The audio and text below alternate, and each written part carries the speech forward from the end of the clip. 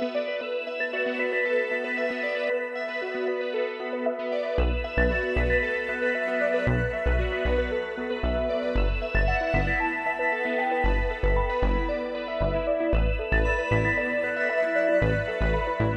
siang teman-teman Otomotif TV. Saat ini saya sedang berada di Gias 2022, tepatnya di booth-nya Minerva. Nah, ngomongin Minerva, buat teman-teman yang menggeletu dunia otomotif sejak lama, ini merupakan merek lama ya, merek lokal yang sekitar 2008, 2009, 2010 gitu cukup ramai. Mereka dulu punya banyak amunisi ya, punya banyak produk. Kayak misal yang dulu terkenal adalah kopiannya CBR 150R, kemudian kalau skutik ada GTR 150, GTR 170, lalu ada Minerva Med S dan sebagainya. Kemudian akhir-akhir kemarin itu cukup vakum karena APM-nya sibuk mengurusi KTM. Jadi PT Penta Laju Jaya Motor itu merupakan induknya dari Minerva sebenarnya. Nah, kemudian di 2022 ini Minerva muncul lagi, tapi dengan konsep yang berbeda. Sesuai namanya, sekarang adalah Minerva Electron. Nah, motornya tentu saja motor listrik. Ini dia yang ada di kedua kanan kiri saya. Nah, motornya apa sih yang menarik dan kayak gimana detailnya? Tonton sampai akhir ya. Produk pertama dari Minerva Electron namanya M1. Ini dia motornya teman-teman. Nah, kalau kita lihat bareng-bareng, ini kayak nggak asing ya. Tampilannya mirip banget dengan beberapa skutik listrik yang sudah beredar di Indonesia. Salah satunya adalah semut tempur. Nah, itu bukan tanpa alasan teman-teman. Ternyata untuk produk pertama ini mereka memang mengambil basic yang sama dengan semut tempur karena mereka ada kerjasama, yaitu sistem baterainya. Ini pakai sistem swap yang mana persis banget semut tempur, jadi sangat memudahkan mengeliminir dari kekurangan motor listrik, yaitu ngecasnya lama. Dengan mekanisme swap, maka penggunaan motornya jadi gampang, nggak perlu nunggu ngecas lama, cukup diganti, prosesnya pun hanya 9 detik, jadi tinggal tuker baterai, cabut yang lama, pasang yang baru, 9 detik, sudah bisa jalan lagi. Dan baterainya tidak perlu menunggu kosong. Setiap kita ketemu tempat penukaran baterai, boleh tukar-tukar terus asal punya tokennya. Nah, kayak gimana sih detailnya? Langsung kita lihat aja ya motornya dari depan. Oke, kita detailin motornya aja mulai dari area depan, area atas. Ini batok stangnya lumayan gede ya teman-teman. Dan di sini juga sebagai tempat sen kanan kiri. Nah, ini lampu sennya ternyata yang ada di pojok sini teman-teman. Nah, ini lampu sen kanan. Sen kiri di sisi sini, ini ada mikanya gede yang ternyata tidak ada tambahan DRL atau sebagainya. Oke, turun ke bawahnya, ini bagian dadanya tampak gede ya, dan ada ornamen hitam di sini. Kemudian lampu utamanya ada dua kanan kiri, bentuknya tentu saja persis banget semut tempur. Ini di dalamnya ada lampu LED, ini untuk lampu dekat, lampu jauhnya yang ada di sisi bagian dalam. Dan di sini ada semacam DRL di kanan kiri yang tentu saja membuat tampilannya terlihat lebih cantik. Oke, ini di bawahnya yang unik adalah ada kayak semacam winglet aksesori gitu ya, ala-ala MotoGP. Kemudian di sisi sampingnya, ini tampak ada logo khasnya Minerva teman-teman, yang mana dia gambarnya kepala perempuan ya, terus rambutnya unik gitulah. Oke, kita lanjut lihat area roda depan. Ini juga menarik teman-teman. Suspensinya teleskopik, yang mana aslinya adalah bagian bottomnya itu nih, bagian bawahnya terdapat kayak bagian yang biar terlihat lebih atraktif, terlihat lebih kekar ya, nggak hanya bulat aja. Lalu untuk rodanya, peleknya, yang mana kalau kita lihat secara seksama bentuknya mengingatkan kita pada peleknya apa coba? Ya bener, mirip peleknya Yamaha NMAX. Jadi palang utamanya 3 kemudian berjabang, jadi palang 6. Cuma ini ring 12 yang mana dibalut ban berukuran 90/90 ring 12. Dan ini bannya pakai produknya Primax. Tipenya adalah ini Black Bull dan ini sudah tubeless. Oke, kemudian kalau remnya ini juga menarik teman-teman. Cakram dijepit kaliper dengan 3 piston karena ini sistemnya kombi brake system teman-teman yang hidrolis kayak di PCX CBS maupun ADV yang CBS. Jadi ini ada selang rem yang dari handle rem depan yang buat mendorong piston yang atas bawah, lalu ini yang dari handle rem kiri. Ini yang untuk piston tengah, gitu. Oke, kita geser lanjut ke atas, kita lihat area stang. Oke, sekarang kita lihat area stangnya. Ini kesannya tebel ya, teman-teman. Dan secara panel sakarnya nggak tahu rame, standar lah. Oke, kita lihat dari sisi kanan aja. Handgridnya modelnya biasa banget dan tanpa bandul stang. Lalu handle remnya juga biasa, tanpa ada setelan. Kemudian kita lihat detail-detail dari panel sakarnya. Nah, ini di sisi kanan, yang pertama ada saklar lampu, teman-teman. Jadi ini motor belum AHO. Jadi masih ada klik yang pertama ini untuk DRL, lalu untuk klik yang berikutnya untuk lampu utama yang menyala. Lalu di bawahnya ini ada saklar buat kayak semacam starter, teman-teman. Jadi untuk bisa jalan harus tekan tombol ini dulu sambil menarik rem seperti motor skutik. Lalu untuk di panel saklar kiri ini terdapat tombol lampu jauh dekat, sen, dan klakson. Kita tes klaksonnya ya. Cukup imut. Oke, kita langsung lanjut lihat area speedometernya. Ini tentu saja mengingatkan kita pada smooth tempur karena mirip banget. Nah, ini sudah digital dan angkanya gede-gede banget. Tapi ya gitu, kelihatan tidak begitu tajam ya karena gede-gede banget. Bisa kita lihat di sini infonya ada beberapa macam. Yang tengah gini yang gede adalah speedometer dan ini posisinya sekarang sedang P parkir karena belum ditekan tombol P-nya tadi, belum ready.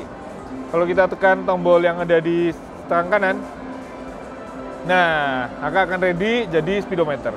Lalu di sebelah kirinya ini ada kapasitas baterainya dalam bentuk bar, ada 5 bar. Nah, di kanannya ada yang dalam bentuk persen, sekarang 95%. Dan di sebelahnya lagi ada range, bisa 57 km. Jadi kalau dalam posisi full 100%, mentoknya maksimalnya bisa 60 km, teman-teman, klaimnya. Kemudian di bawah sini ada odometer, dan ada beberapa info lampu-lampu ya. Seperti ini lampu sen kiri, lampu sen kanan. Ini tadi ready karena udah siap dijalankan. Lalu ada info-info kecil di bawah sini nih. Ini peringatan-peringatan, teman-teman. Nih, ini peringatan bagian motornya, bagian ECU-nya. Terus kalau rem sedang ditarik dia akan nyala, ini kayak rem tangan. Lalu di sini ada baterai, ada ini yang lambang dolar, ini peringatan kalau token mau habis ya, tentu saja. Kemudian di sini yang paling kanan ada gambar hand grip yang mana dia akan menyala kalau hand gripnya ada kerusakan ya. Ini ada peringatan juga. Dan yang unik dan menarik adalah di sini ada nih, teman-teman. Ada lambang GPS, ada sinyal. Nah, ini tentu saja karena untuk menggunakan motor ini harus install aplikasi dan harus dikoneksikan dengan motornya, teman-teman. Karena untuk bisa menjalankan motor ini harus isi token. Jadi bukan sekedar beli motor, dicas sendiri bisa jalan, enggak. Ini motor harus isi token dulu baru bisa digunakan. Makanya sistemnya tadi pakai swap. Karena tinggal tukar-tukar baterai aja, kita tidak perlu isi baterai sendiri. Gitu bedanya, teman-teman. Nah, ini akan ketahuan ya sinyalnya berapa besar dan GPS-nya aktif atau enggak. Gitu. Dan di sini ini ada lampu jauh dekat dan ini untuk menandakan lampu menyala atau mati. Gitu. Oke, kita lanjut lihat ke area bawah stang. Di bawah stang bisa kita temukan ada kunci kontak yang masih manual banget, teman-teman. Tidak ada pengaman magnet dan belum keyless. Tapi sebenarnya jangan khawatir ya. Motor ini di aplikasinya, di aplikasi swap-nya ini udah canggih banget. Kita bisa mematikan motor dari jarak jauh. Jadi ini memang motornya online terus ya kalau nyala. Jadi lagi jalan pun bisa kita matikan dari aplikasi. Makanya jangan khawatir, tidak ada pengaman magnet maupun keyless-nya di sini. Oke, lalu di sisi tengah ada gantungan barang. Dan di kanan kirinya terdapat semacam konsol yang kiri ini dalam banget ya, lega. Ini tentu saja botol minum bisa masuk dengan mudah. Sementara di sisi kanan ini cukup sempit. Dan yang juga menarik perhatian adalah di sini terdapat port USB, teman-teman. Jadi ini bisa buat mengisi ulang baterai smartphone kalau lowbat di sini. Nah, ini decknya, teman-teman, dimensinya lega banget ya, panjang banget. Ini bisa kita lihat ya, sepatu saya ukuran 44. Nih, cuma sekitar 2/3-nya, masih sisa ke depannya lagi. Jadi ini memang bener-bener gede banget. Ini misal mau buat bawa galon, bawa barang belanjaan, ini dijamin gampang banget naruhnya di sini, lega banget. Yang menarik di sini adalah di sini terdapat logo Minerva juga, teman-teman, ya.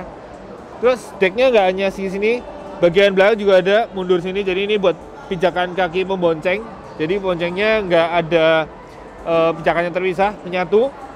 Dan di sini terdapat ini, teman-teman. Nih, port buat ngecas. Tapi ini dummy nggak dipakai ya, karena memang motor ini nggak perlu ngecas langsung di motor maupun ngecas terpisah. Ini tinggal tuker baterai aja, nggak perlu ngecas sendiri. Kita lanjut ke atas, kita lihat joknya, teman-teman. Joknya punya busa yang tebel dan ini empuk banget, teman-teman, ya. Dan ini agak berundak, yang bagian belakang lebih tinggi.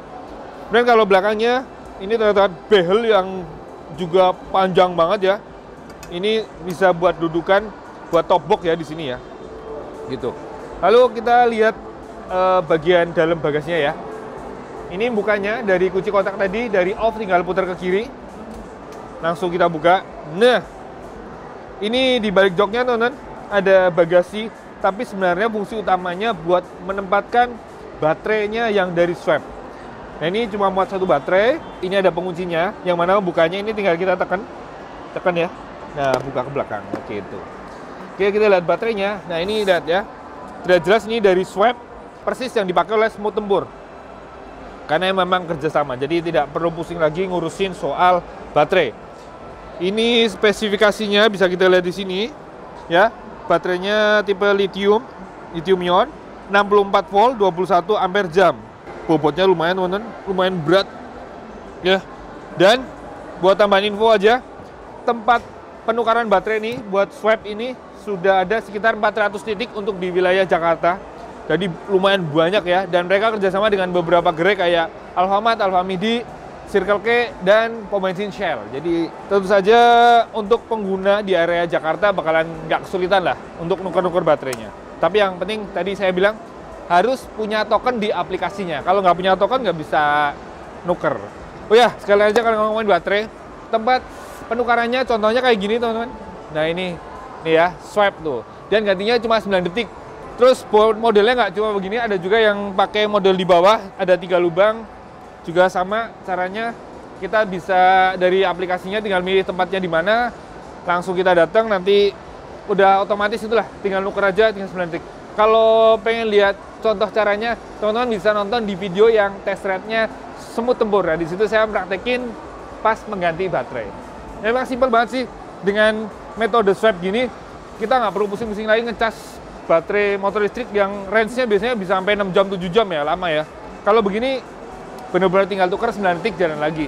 Udah mau habis, kita tinggal belok lagi, tuker lagi, jalan lagi.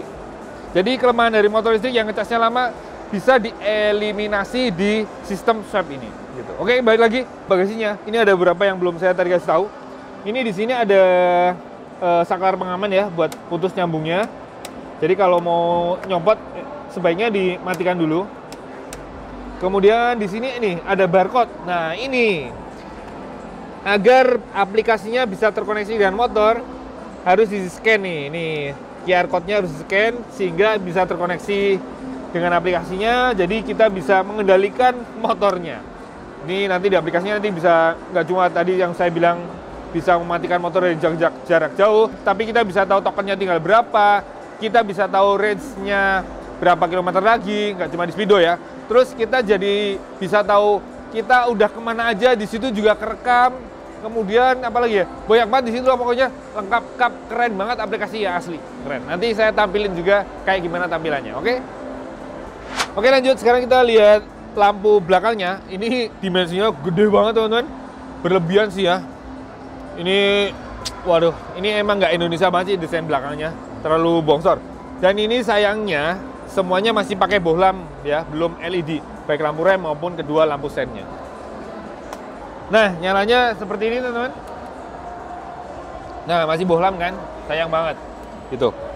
Kemudian di bawahnya terdapat spatbor yang juga gondrong banget. Ini menaungi ban belakang yang ukurannya sama persis dengan depan ya, 90/90 ring 12. Nah, untuk roda belakang ini ditompang oleh suspensi ganda, yang mana ini ternyata terdapat setelan preload teman-teman. Ini dengan lambang ada plus dan minus di sini. Dan ini terpasang di lengan ayun, yang mana lengan ayunnya pakai besi dan ditutup dengan cover begini nih.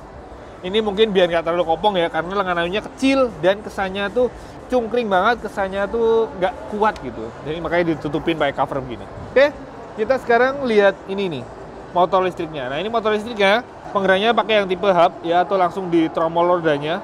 Ini dayanya 1500 watt, kecepatan maksimalnya 60 km per jam. Torsinya sih gila ya, kalau nggak salah 112 Nm, tapi cuma di 750 rpm. Jadi tarikan awalnya kemungkinan lumayan nyundul-nyundul ya, tapi setelah itu isi datar-datar aja, khas motor listrik. Oke, kita lihat yang sisi kanan. Rem belakangnya tentu saja juga cakram. Yang keren adalah ini kalipernya 2 piston kanan kiri teman-teman ya, dan menjepit piringan yang diameternya tidak terlalu besar. Dan lagi-lagi di sisi sini terdapat cover ya buat nutup lengan ayunnya yang kesannya cungkring. Lalu yang menarik di area dalam sini adalah ini. Ini ada kayak plat pelindung, ini itu saja untuk melindungi berbagai macam komponen elektronik yang mengontrol motor ini. Oh ya teman-teman, naik dikit. Tadi ada yang saya belum kasih lihat yang menarik. Emblemnya, Minerva Elektronnya menurut saya keren nih. Ini 3D loh. Tuh. Ini keren loh asli, baik fontnya maupun bentuknya ini asli keren ya, kelihatannya berkelas gitu. Keren. Nah teman-teman, habis ini saya mau nyobain ada unit tesnya di luar sana. Yuk, tonton terus.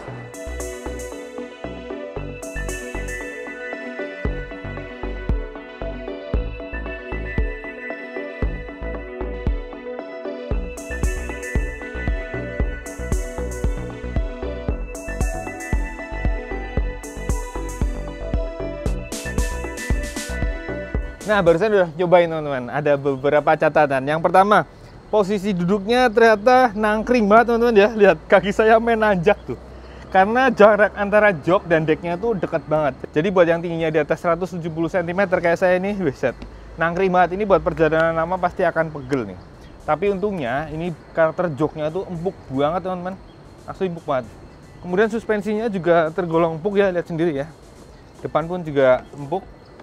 Kemudian handlingnya ringan banget ya, karena bobotnya cuma 68 kg. Tapi karena wheelbase-nya panjang teman-teman, ini kalau nggak salah 1334 mili ya. Jadi buat pas belok tuh kesannya kayak harus lebar banget itu ya, khas motor wheelbase panjang. Terus waktu buat coba di zigzag juga, kayak beloknya kayak ya wheelbase panjang ya, kayak kurang lincah. Kemudian karakter mesinnya, nah ini khas listrik ya. Tarikan awalnya kuat banget, enteng banget. Jadi tadi setelah melibas ada posisi tidur gundukan 3 itu, setelah itu digas langsung ngacir cepet, enak. Terus keluar dari tikungan juga enak, khas banget motor listrik. Cuma ya karena nggak terlalu panjang treknya, jadi belum bisa merasakan lebih mendalam kecepatan atasnya kayak gimana. Kemungkinan sih akan datar ya, khas motor listrik juga. Kemudian yang lainnya, rem. Nah ini rem mungkin karena masih baru ya, belum terlalu pakam-pakam banget, mungkin karena belum menggigit. Terus kemudian area speedometer ini juga tadi jadi perhatian. Memang fontnya gede-gede, tapi antara yang menyala dan bagian yang tidak menyalanya itu kayak nyaru. Jadi angkanya tuh kayak ini berapa sih, nyala berapa, harus diperhatikan bener-bener, harus dideketin baru akan jelas. Oh 82%, oh 49 kilo. Jadi nggak bisa sekilas kelihatan karena angkanya nyaru gitu. Sisanya apa ya? Yang menarik adalah harga. Saya tadi belum ngomong.